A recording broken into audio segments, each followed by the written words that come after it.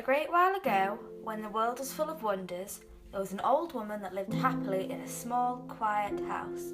But the woman was not content with her little home. She felt it too small and longed for a large house with many rooms.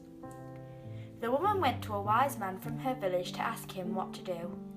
The wise man thought for a moment. Then he asked, "Do you have chickens?" "Of course I have chickens," said the old woman. "Bring them into the house," said the wise man. The old woman was confused, but knew the wise man to be very wise indeed, so she brought all her chickens to live inside the house with her. But it was no less crowded and now was noisy, with the clucking and pecking and flapping of wings. The old woman went back to the wise man. "I did what you said, wise man.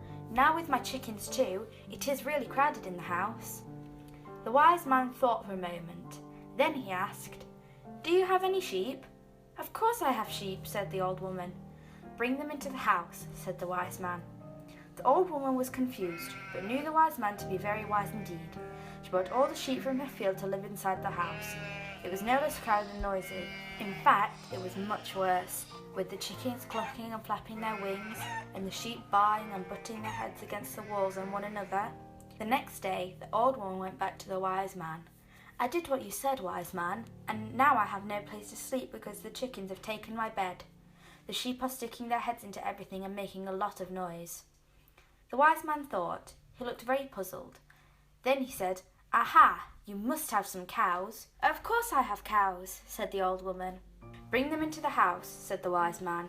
The old woman knew the wise man to be very wise indeed, so she brought her cows inside. It was no less crowded and noisy. In fact, it was much, much worse. The chickens were clucking and flapping their wings. The sheep were baaing and butting their heads. Now the cows were mooing too. The house was loud and full and was starting to smell like a barn. Completely bewildered, the old woman went back to the wise man. "Wise man," she said, "I have followed your advice. I have done everything you said. Now I have no place to sleep because the chickens are laying eggs in my bed, the sheep are baaing and butting their heads, and the cows are breaking things. The house smells like a barn." The wise man frowned. He closed his eyes and thought for a long time. Finally, he said, "This is what you do. Take the cows back to the barn, take the sheep back to the field, take the chickens back to their coop."